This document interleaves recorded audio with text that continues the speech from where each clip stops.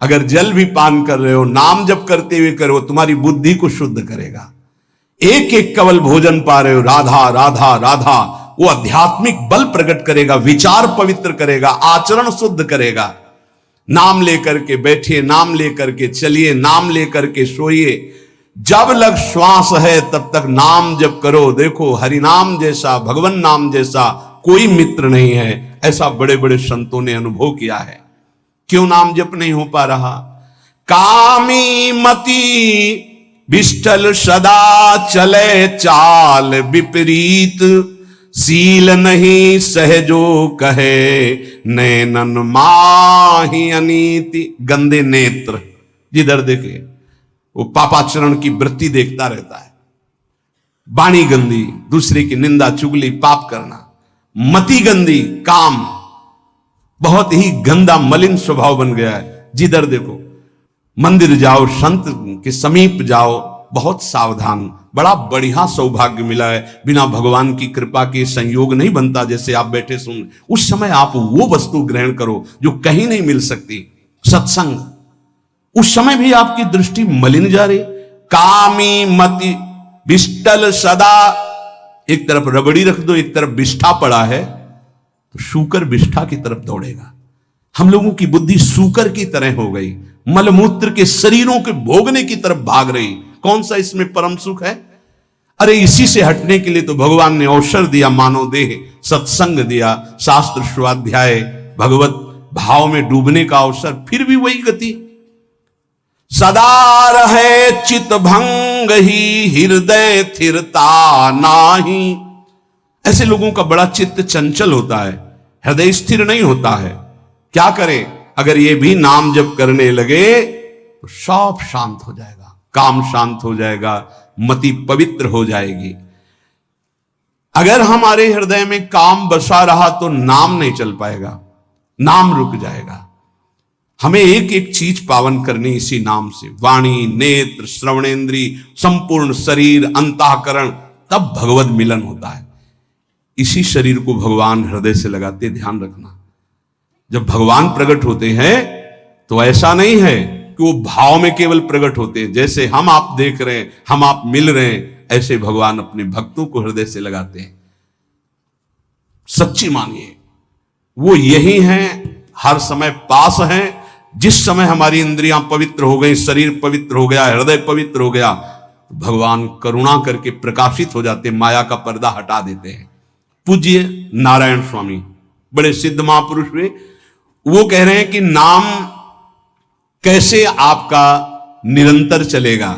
इसके लिए जिस वाणी से नाम जप कर रहे हो, यदि झूठ बोलोगे, अरे आश्चर्य होता है, झूठ बोल करके तुम सोच रहे हो हम संभाल लेंगे। नहीं नहीं, झूठ तुम्हारा नाश कर रहा है, तुम्हें पता नहीं।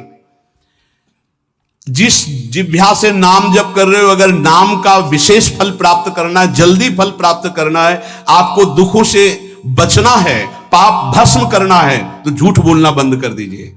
क्या बिगड़ जाएगा आपका? सच्ची बोलने में क्या बिगड़ जाएगा? सच्ची बोलना शुरू करोगे, हिम्मत नहीं रह जाएगी पाप करने की। ये जो पाप करने की तुम्हारी हिम्मत पड़ रही, झूठ बोलने के कारण पड़ रही। नहीं, असत्य संपातक पुंजा, सबसे बड़ा पाप झूठ बोलना। उससे क्या होता है? हर चीज हम छुपाना चाहते हैं। किससे? उस सर्वज्ञ परमात्मा से, गुरुदेव से। नहीं, झूठ नहीं। नाम इसीलिए नहीं चल पा रहा। थोड़ी दिन नाम चलाएंगे, छूट जाएगा, क्योंकि आप झूठ बोलते हैं, पापाचरण करते हैं। अगर नाम को चलाना है तो नारायण स्वामी जी कह रहे हैं, पहली बात, मौन का आश्रय लीजिए, कम बोलिए, अधिकतर चुप रहना सीखिए, तभी नाम चला पाएंगे। जो कार्य कर रहे हैं आप उस पर ध्यान दें, उस कार्य को एकाग्रता पूर्वक करें, वाणी को मौन रखें, उस वाणी से धीरे धीरे नाम उच्चारण करें। कम से कम 24 घंटे में 4 घंटे मौन का तो सबको अभ्यास कर लेना चाहिए। 24 घंटे में 4 घंटे मौन का। तो ऐसे ऐसे बुद्धिमान वो कहेंगे हम 6 घंटे मौन रहते हैं। कब? बोले जब सोते हैं तब। आप 4 घंटे कह रहे हम 6 घंटे मौन रहते हैं। 24 घंटे में हम 6 घंटे मौन रहते हैं। बहुत बुद्धिमान है। बोले आप 4 घंटे कहते हो, हम 6 घंटे मौन रहते हैं। तो कब आप मौन रहते हैं? बोले जब सोते हैं तो 6 घंटे सोते हैं, मौन ही रहते हैं उस समय। मौन जागृत की कह रहा हूं, 4 घंटे का। नारायण स्वामी के बहुत बड़े महापुरुष हुए, तुम 4 घंटे मौन का अभ्यास करो।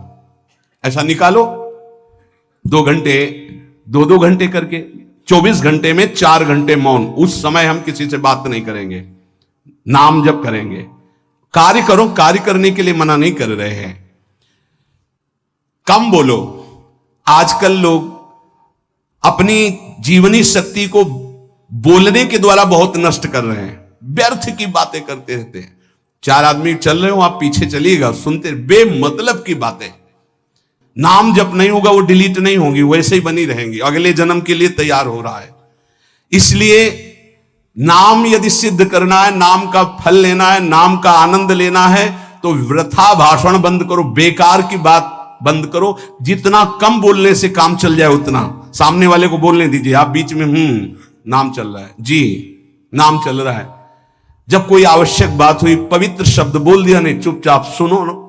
उसको लग रहा है कि आप संभाषण करो, मान लो रिश्तेदार है, नातेदार है, मित्र, अब आप व्यवहार में हैं, आप सीधे ये तो नहीं कह सकते हमसे बात मत करो, नहीं, हाँ बात कीजिए, लेकिन आप कम बोलिए, उसको बोलने दीजिए, आप नाम जप कीजिए, जरूरत भर बात कीजिए। बात में भगवान की चर्चा हो तो कोई बात नहीं, अगर प्रपंच की चर्चा है तो बचने की कोशिश कीजिए। अपने संबंधियों, अपने दोस्तों, अपने व्यवहारियों से व्यवहार, दोस्ती, संबंध शिथिल कीजिए, तभी नाम में प्रीति होगी। अगर ये अब हमारे दोस्त आ गए हैं तो फिर वो दोस्त छूट जाएगा नाम, अब बातें शुरू हो गई प्रपंच की। धन्य है ऐसी बुद्धि जो प्रियजनों से भी संभाषण केवल भगवत वाक्यों का, अन्यथा नहीं। इसीलिए इस मार्ग को वर्ण करना बहुत कठिन है। एक ऐसा तुम्हारा निवास स्थान होना चाहिए अलग, जिसमें अपने रिश्तेदार, नातेदार, व्यवहारियों का प्रवेश ना हो। आपकी शैया अलग होनी चाहिए।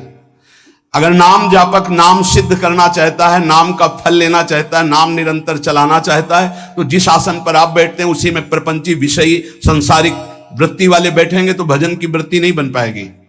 एक ऐसा, वैसे होते हैं घरों में बैठने वालों का अलग, लेकिन साधन कक्ष अलग होना चाहिए अपना। किसी का यदि प्रवेश ना हो तो आप देखेंगे कि आपके साधन के परमाणु आपको वहां बैठते ही तत्काल विक्षेप रहित करके भजन में लगा देंगे।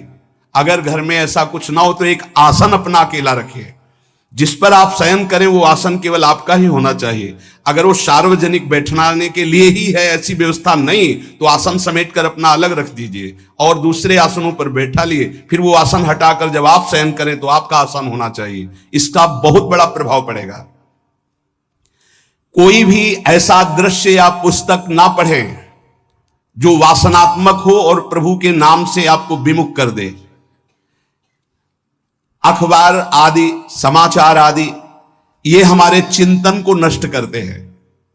अगर नाम जप करना है, निरंतर नाम स्मृति बैठालनी है, एक घटना कई मिनट तक विक्षेप देती है।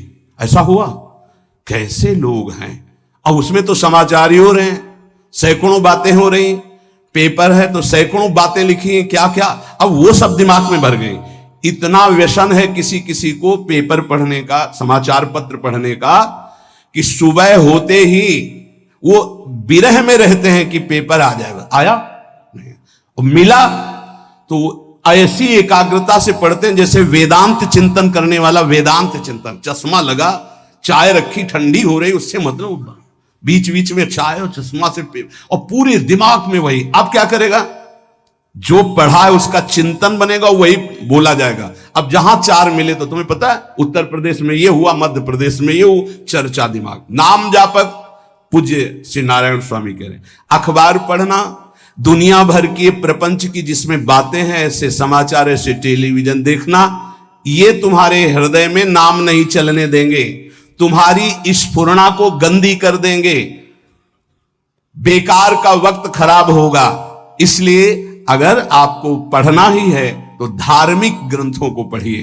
अपने इष्ट संबंधी ग्रंथों को पढ़िए नाम जपने के लिए। किसी को कभी वचन न दें।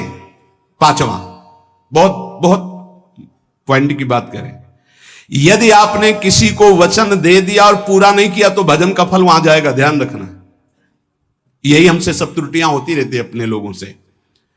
जाओ आज से बाद वचन दे दिया, हम ऐसा नहीं करेंगे, नहीं करेंगे चाहे मर जाएं, और अपने लोग ऐसे फिसड्डी हैं कि शाम के वचन देते हैं और सुबह फिसल जाते हैं। 2-4 दिन बोलते बहुत चला, फिर फिसल जाते हैं। बोले कसम से आज से ऐसा नहीं करेंगे। तो आप इसको खिलवाड़ न समझे, आपके सुकृत नष्ट हो रहे हैं, वासना आपके सुकृतों को नष्ट कर रही।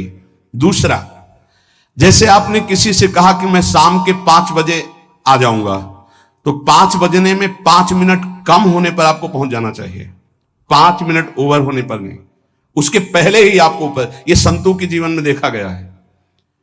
समय का बहुत बड़ा जीवन में अस्तित्व है। अगर आप किसी को समय दें, फिर उसमें प्रमाद स्थिति नहीं होनी चाहिए। 5 मिनट पहले पहुंचिए। समय दिया है किसी को तो 5 मिनट पहले उसको इंतजार ना करना पड़े। रात को सोते समय नाम जापक उपासक विचार करें, मेरा नाम किन किन कार्यों में छूटा, मेरे से कौन कौन सा पाप हुआ, मैंने कौन सी आज गलती की जो नहीं करना चाहिए, और उसे डायरी में नोट करें। नारायण स्वामी कह रहे हैं दूसरे दिन सावधानी पूर्वक वो गलतियां ना होने पाए जो हमने आज की। जब उपासक सत्य बोलना स्वीकार करता है तो उसके हृदय में डर जागृत हो जाता है। ध्यान रखना, डर ये माया के द्वारा प्रेरित है। अगर व्यापार में सत्य बोलेंगे तो पैसा अधिक नहीं आएगा। अगर हम सत्य बोल दिए तो डांट लगेगी। अगर हम सत्य बोल दिए तो सब लोग जान जाएंगे मैं ऐसा गंदा हूं। सच्ची मानिए, सत्य बोलने का नियम ले लीजिए, आप निष्पाप हो जाएंगे, आप महात्मा बन जाएंगे। अंदर से कोई भी पापाचरण आपके जीवन में नहीं रह जाएगा। भगवान का नाम सत्य है, उस नाम को चलाने के लिए झूठ बोलने वाला नाम को कैसे चला सकता है? सत्य बोलने से यदि तुम्हारा नुकसान हो रहा है तो तुम सह जाइएगा। नारायण स्वामी कह रहे हैं उससे बड़ा लाभ आपको श्री भगवान प्रदान करेंगे। आप सत्य बोलिए।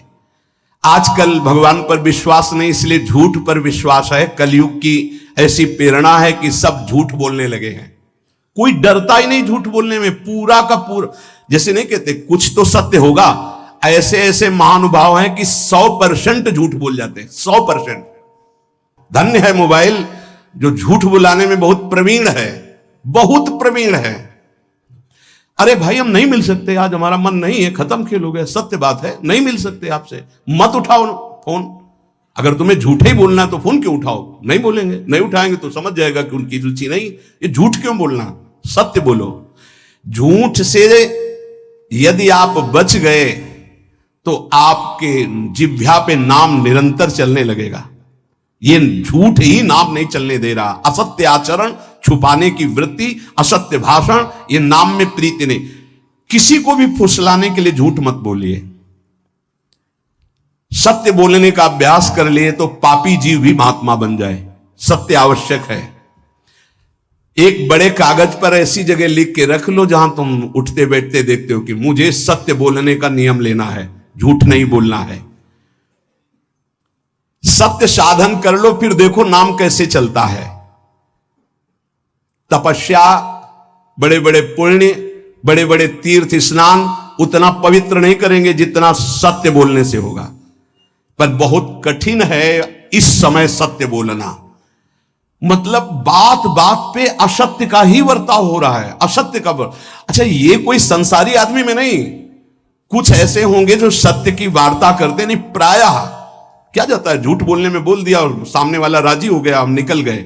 लेकिन सत्य ना होने के कारण आप में सत्य आचरण, सत्य स्वरूप भगवान का नाम, भगवान को कहा गया सत्य नारायण, वो नाम नहीं चलेगा। भजन करने का पहला साधन है सत्य बोलना। जबान से सत्य बोला जाए और भजन की संख्या प्रारंभ में जरूर लेनी चाहिए। यदि 10 माला का नियम लिया, 20 माला का नियम लिया तो उसे निर्वाह करो। जैसे यहां शरणागति मंत्र मिलता है तो 11 माला प्रारंभ में दी जाती कि आपको करना ही है, ज्यादा हो जाए वो ठीक, 11 से कम वो कभी जीवन में नहीं। अपने जीवन में गुरु आज्ञा 11 माला तो करनी है, हर समय करना है। पर ये मन थोड़े दिन तो नियम में चलेगा, इसके बाद छोड़ देगा। दीक्षा तब लेनी चाहिए जब गुरु आज्ञा पे चलने की हिम्मत हो, नहीं तो ऐसे ही नाम जपो करो। और जब नियम मिल गया 11 माला तो चाहे प्राण निकल जाए, हमको 11 माला पूरे करने, प्राण निकलने तक गुरु आज्ञा का पालन करना है। यदि आप नाम जप अधिक मात्रा में नहीं करेंगे तो जो आपको नाम मिला है उसका फल आपको अनुभव में नहीं आएगा। क्यों? क्योंकि नाम का हिस्सेदारी होती है, भजन की हिस्सेदारी होती है। जैसे किसी ने प्रणाम किया, वो भजन लिया। गृहस्थी को इसीलिए मना किया कि रास्ते में परिक्रमा मार्ग में हलवा पूड़ी ये सब बट रहा है, हाथ मत फैलाओ। वो दान कर रहा है, सुकृत कर रहा है, और कोई दूसरे ले विरक्त आदि। आप अपने भूख मिटाने के लिए 4 रुपया के चना लेके भले पालो, लेकिन दूसरे के द्वारा दिया हुआ हलवा मत पाओ। यहां धाम आए हो, भगवत कमाई करने आए हो, यहां नाम जप करो, कष्ट सहकर परिक्रमा दो। हो सके 4 रुपए की वस्तु लेकर के आप पशु पक्षियों को पवा दो, किसी एक का पेट भर। तुम मत पाओ दूसरे का। तुम चाहो तो उपवास कर सकते हो, या प्राण पोषण के लिए रूखा सूखा थोड़ा खा लो। ये दूसरे के आराम से धाम में हम आए 2-4 दिन खूब खाए पिए नहीं, भागीदारी हो जाएगी तुम्हारे पुण्यों की। वहां ऐसे फ्री नहीं है कुछ। भजन का भागीदार राजा भी होता है, जिसके राज्य में रह रहे हैं। जो अन्न देता है वो भजन का, जो वस्त्र देता है वो भजन। इसीलिए गृहस्थ को कहीं कुछ भी स्वीकार नहीं करना चाहिए। ये बहुत ध्यान रखिए। अगर आप कहीं तीर्थ साधु आश्रम कहीं जाते हैं, कोशिश कीजिए कि किसी से सेवा ना ले, और अगर सेवा ले तो उसके अनुसार फिर अर्थ दे दे। अगर आपने वहां भोजन पाया, पानी पाया, तो उसके अनुसार सोच ले कि अगर हम इतना खरीदते तो कितने का मिलता, वो दे दिया तो आपका भजन बच गया। कभी आपको कोई प्रणाम नमस्कार करे, तत्काल बराबर प्रणाम करो। किसी को अपना भजन का हिस्सेदारी नहीं, सबका मंगल हो। ये भजन जितना बढ़ेगा तो आपको भगवदाकार कर देगा। दिन रात 24 घंटे में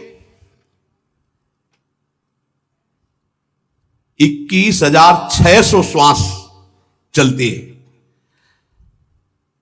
21,600 श्वास में 6 घंटा तो सोने के चले जाते, उसमें तो चेतना नहीं रहती।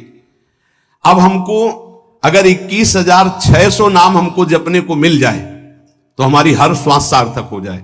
जो हम 5-6 घंटा सोते हैं उसमें जिनका अभ्यास है तो बात अलग है, नहीं तो वो व्यर्थ जाती है।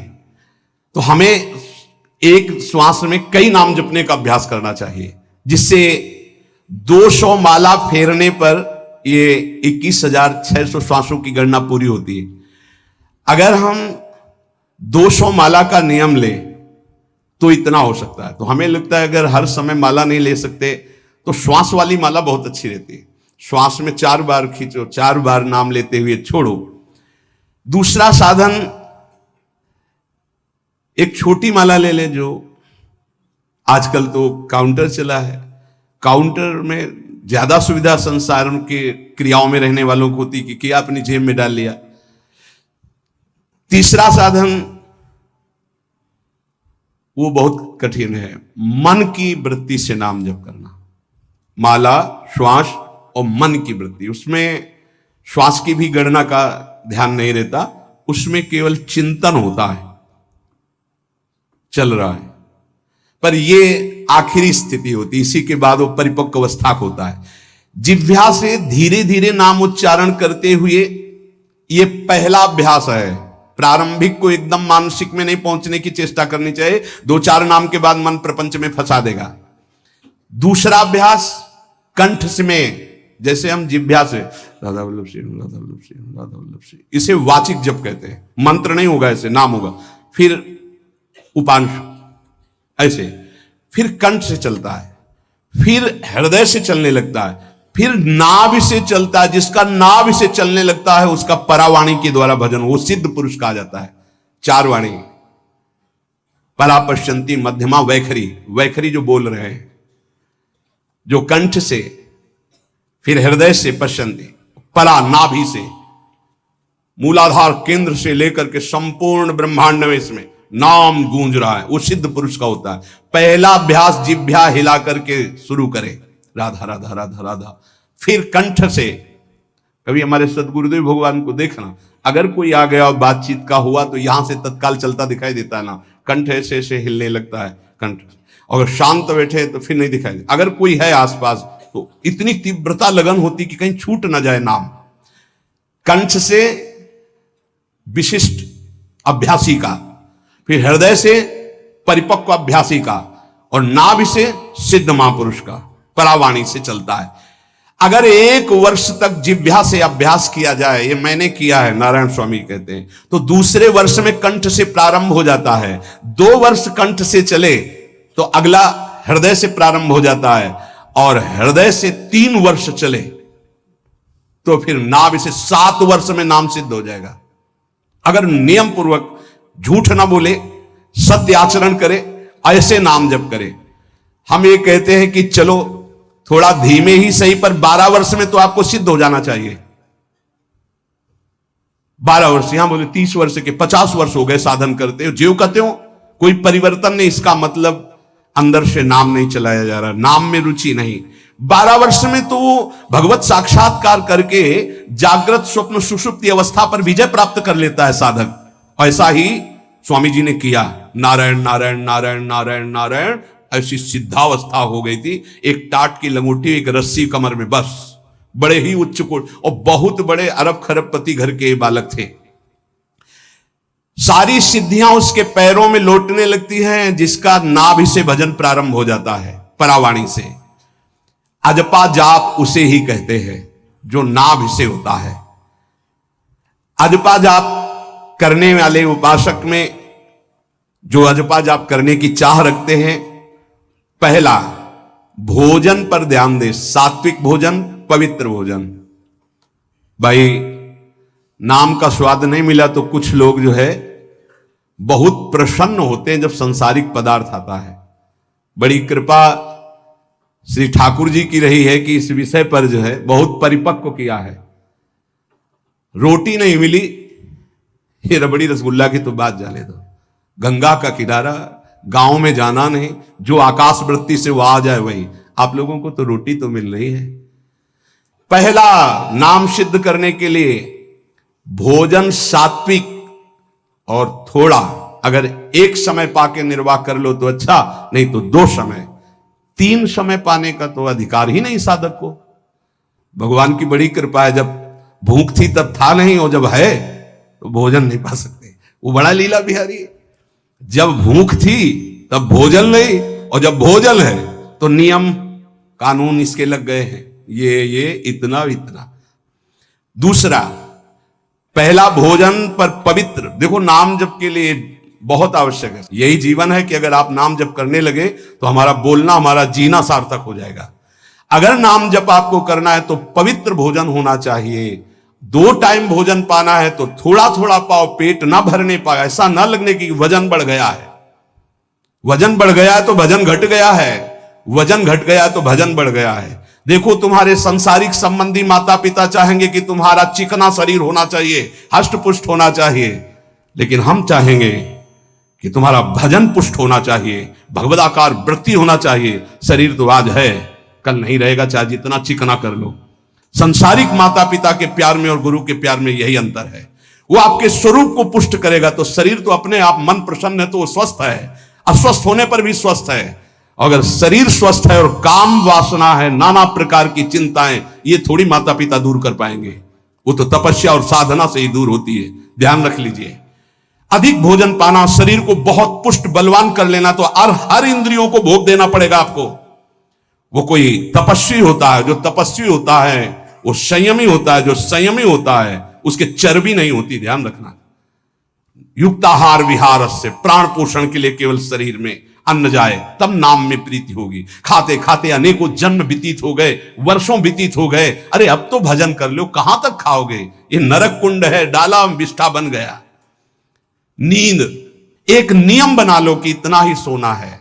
पता नहीं सोने में कौन सा सुख, नींद में केवल एक बात का सुख होता है, आपका संसार का चिंतन नहीं होता, तो आप जो शांत रहते हैं वो सुख होता है, लेकिन वो तमोगुणी सुख है।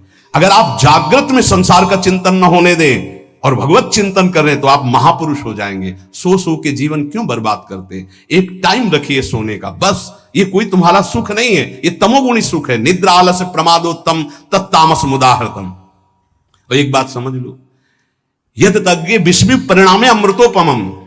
जिसमें विष जैसा शुरुआत में लगता है उसका परिणाम अमृत होता है, और जिसकी शुरुआत अमृत जैसी लगती है उसका परिणाम विष होता है। प्रातःकालीन उठ करके सत्संग में आना विष जैसा लगता है, लेकिन उठ के आ रहे हो तो इसका फल अमृत होगा। ब्रह्म मुहूर्त में सो रहे हैं, जीवन बर्बाद कर रहे हैं। अरे ब्रह्म मुहूर्त में उठिए, स्नान कीजिए और सच्चिदानंद भगवान में चित्त को जोड़िए। ये विष जैसा लगता है, परिणाम अमृत जैसा होता है। तीसरा, 24 घंटे में 1 घंटे का तो एकांतवास करना सीख ही लो, चाहे गृहस्थ हो चाहे कोई भी हो। 1 घंटे हमसे कोई बात नहीं करेगा, अपने दरवाजा बंद, थोड़ा 1 घंटे कोई ऐसा समय निकालो जिसमें चित्त को केवल श्री कृष्ण से जोड़ो, प्रियाजू से जोड़ सको। चौथा, विरक्त साधक तकिया गद्दा ये सब चीजें अगर लगा के सोओगे तो नाम जप नहीं होगा। देखो, हितधाम में कुशासन और एक ईंट कुशासन के नीचे, सर्दी में ओढ़ने के जो हमारे कंबल थे वो आटे का बोरा बलराम जी ला के दिए थे। जीवन को यदि आप कसौटी पे नहीं कसेंगे तो भजन नहीं होने वाला। अब तो शरीर रोग से ग्रसित है, आप चाहे जहां रखो चाहे जैसे रखो, प्रिया जो जाने। जब तक हमें भगवदाकार वृत्ति ना हो जाए तब तक विषयों को स्वीकार नहीं। ऐसे हैं साधक, बड़ा सुख मिलता है। एक ऐसे पड़ा हुआ है आसन, उनके कमरे में जाके देखिए, केवल आसन ही है। कितने ऐसे साधक राधा कुंज में रहते हैं जिनकी चटाई केवल है, न तकिया है, न गद्दा है, न कोई। उसी चटाई को ऐसे खड़ा कर दिया, बिछा लिया, बस उसी में पड़े, भोजन मिला पा लिया, ऐसे रह रहे हैं। कमरे में देखो जाके तो ऐसा लगेगा कि इसमें कोई रहता ही नहीं, कुछ है ही नहीं, केवल चटाई है।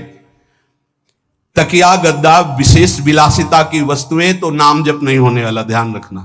जहां पड़े आराम से नींद आ जाएगी, सो जाएंगे, और जब तो नींद उतनी आएगी जितनी आवश्यकता है। भजन का खजाना तिजोरी में रखें, कभी किसी से बताएं नहीं कि आपका भजन कितने माला कितना होता है।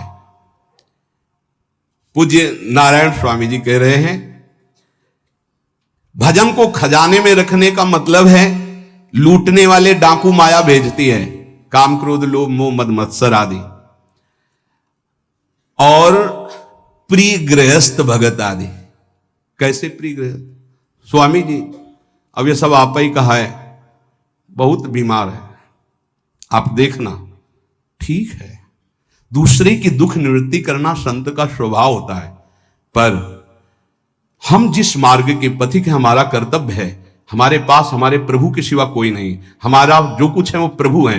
ए भैया, जैसा श्री जी चाहेंगे वही सब मंगल करेंगे, ये शब्द होना चाहिए। उससे उसका भी मंगल होगा, आपकी भक्ति पुष्ट होगी। कभी भी जो गृहस्थ में भजन करता है, किसी भी तरह का किसी से भी कोई प्रतिग्रह ना ले। नहीं, ले लो, ये लोई बढ़िया रख लो, नहीं महाराज हमारा ये मार्किन का गमछा ही काफी है हमारे लिए, नहीं नहीं नहीं, ये प्रसाद पाल, हाँ इतना किनका दे दीजिए, भगवत प्रसाद है, ये हमारे लिए पर्याप्त। गृहस्थी में अगर आप भजन करते हैं तो अपने भजन को बचाने के लिए किसी से भी दान पुण्य, किसी का भी बट रहा है वो स्वीकार न करें, किसी से प्रणाम नमस्कार, किसी से अपनी सुविधा सेवा स्वीकार न करें। और जो विरक्त है उसको ध्यान रखना चाहिए कि हमारा जीवन केवल जगत मंगल के लिए विश्वेश्वर भगवान को समर्पित जीवन है। ना हम किसी को शाप दे सकते हैं, ना किसी को वरदान दे सकते हैं। सेवक स्वामी की इच्छा को देखता है, ऐसा ऐसा, हाँ प्रियाजू की जैसी इच्छा होगी वैसा नहीं, आप ऐसा नहीं, प्रियाजू का बस जबान से कभी ना किसी के प्रति शाप का, और ना हरिराम व्यास जी ने कहा है कि शाप और वरदान हमारी हमारे स्वामी की, तो हमें हर बार में यही बोलना है, जैसी प्रियाजू की इच्छा, जैसी श्यामाजू की इच्छा। नहीं, आप कुछ कह दीजिए तो राधा राधा राधा, नहीं कैसे मंगल होगा, आशीर्वाद दीजिए राधा राधा राधा, बहुत संभाल के। महात्माओं को इस बात में सावधान रखना चाहिए कि ये माया ममता का रूप धारण करके तुम्हारी तिजोरी को खाली कर देगी। खजाना लूटने के लिए माया बहुत अनुभवी महापुरुष है, सेवक के रूप में आती है, खास सेवक बनकर। आज तक जहां दगा हुआ है तो खास से हुआ है। जब वृक्ष कटने लगे तो आपस में बात की, भाई ऐसा कौन आ गया जो हमें काट सकता है? बोले हमारा कोई मिल गया। तो कुल्हाड़ में जो बेट है ना, बोले मिल गया कोई हमारा। खास बन करके आती है माया, सेवक सेविका रूप लेके। बहुत अनुभव की बात महापुरुषों की, मान लीजिए विरक्त जनों के लिए खास बात है। सेवक सेविका रूप रख करके माया आएगी। इसके बाद अगर आपने स्वीकार किया, फिर तुम सेवक होगे, वो स्वामी होगी। समझ रहे हो? बहुत अंदर से इस बात को समझ लीजिए। अगर आपको भगवत प्राप्ति करनी है तो जब तक शरीर में श्वास रहे, सेवा मत स्वीकार करना किसी की। कपड़ा धुलाना, खाना पीना, भीख मांग के खाओ, भिक्षा अन्न, या आकाशवृत्ति से जियो। जैसे मना, ना कपड़ा धो पाओ तो उतने पहनो जितना धो पाओ। किसी को अपनी सेवा में प्रवेश मत होने दो। अपने शरीर की सेवा, अपने जीवन की सेवा जब तक श्वास है तब तक स्वयं करो, नहीं तो तब लग जोगी जगत गुरु, जब लग रहे निराश, जब आशा मन में भई, जब गुरु और जोगी दास। इसलिए होश में परमार्थ के पथिक को कभी किसी की सेवा नहीं लेनी चाहिए, कभी किसी को सेवक नहीं बनाना चाहिए। भगवत भाव से नेकी कर दरिया में डाल, उपदेश दे दिया, चल अपने मार्ग में। जीवन की ये बात हमारी अनुभव की मान लीजिए। अगर निर्विघ्न पंथ निर्वाह करना है तो कभी किसी को यहां सेवक न बनाया जाए। सेवक सेविका के रूप में स्वीकार करने वाले साधु का हृदय आग की तरह जलने लगता है। जो जिंदगी भर निश्चिंत और निर्भय रहा, उसे भयभीत और चिंता युक्त होना पड़ता है। अपने भजन को खास तिजोरी में रखे, अपने में जो सिद्धियां जागृत हो कभी प्रकट ना होने दे, उनका कभी प्रयोग ना करे। एक एक शब्द पर ध्यान देना। उसी को भगवत प्राप्ति होती है जो अपनी सिद्धि को प्रकाशित नहीं करता। ये माया त्रिशंकु की तरह लटका देती है, न स्वर्ग में न भूमि में। देखो सेवक जी महाराज कहते, ऐसे न वैसे रहे मजरे ढो, पाछलियो जो करी निर्भाषित, न परमार्थ के न व्यवहार के। ये गांठ बांध लो, हाथ जोड़ के कह रहा हूं, सेवा के भाव से माया प्रवेश करती है और स्वामी भाव को रौंद करके सेवक बना लेती है। फिर जैसा चाहती वैसा नाच नचाती है, कोई भी हो। इसलिए होश में, यदि भगवत मार्ग में चले हो तो कष्ट सहो, शरीर की स्वयं सेवा करो। सौभाग्य मत मनाओ कि कोई तुम्हारी सेवा कर रहा है, दुर्भाग्य है जो तुम सेवा ले रहे हो। हां, अब शरीर इस काबिल नहीं तो श्री जी जैसा जाने वैसा। जब तक पानी उठा के पीने लायक हो तो किसी से पानी मत मांगना, किसी को अपना मत बना लेना। जब तक भगवत साक्षात्कार ना हो किसी को शिष्यत्व में मत स्वीकार कर लेना, नहीं तो बात समझ लेना, आगे खुद आपको समझ में आ जाएगा। किसी भी तरह से अपनी तिजोरी को ना खुलने देना तो भगवत साक्षात्कार हो जाएगा। बोले नहीं, हमारा तो परहित की भावना और प्रचार करना है, तो है क्या तुम्हारे पास प्रचार करने के लिए? परहित की भावना के लिए है क्या तुम्हारे पास? जब तक सर्वत्र श्री कृष्ण का अनुभव नहीं हो जाता तब तक उसमें कोई सामर्थ्य नहीं होती। और जब सर्वत्र वासुदेव का अनुभव करता है तो उद्धार किसका करना है? विचार करके देख लीजिए। फिर वो स्वांता सुखाए तुलसी रघुनाथ गाथा। इसलिए भजन के खजाने को बचा के रखो। रूखा सूखा टुकड़ा खा करके गंगा जल यमुना जल का आचमन करके जीना सीखो। अच्छे अच्छे पदार्थ सामने होने पर वही पदार्थ स्वीकार करो जिससे तुम्हारी जिह्वा रुचि ना कर पावे। ये दुष्ट है, इस दुष्ट को दंड दो। नारायण स्वामी जी ने कहा है, आगे हमने कल चिंतन में पढ़ा था, कह रहे हैं कि हमने इसको कैसे वश में किया। जहां गरम जलेबी बनती थी वहां खड़े हो जाते थे, कहते देखो कितनी बड़ी हाल है, नहीं मिलेगी तुझे, चलो। पूरी बाजार में घुमाते थे और कहीं भी इसको नहीं। और अगर संयोग वसात मिल जाती थी तो गंगा जल में फेंक देते थे। हरिद्वार में नारायण स्वामी जी गंगा जल में फेंक देते। हाँ, बहुत बढ़िया बेटी, ये ले। अपने हृदय को पावन रखने के लिए इसी जन्म में भगवत प्राप्ति के लिए आहार को सुधारा जाए और निरंतर नाम जपने का अभ्यास किया जाए। शेष चर्चा की। श्री राधा वल्लभ लाल की।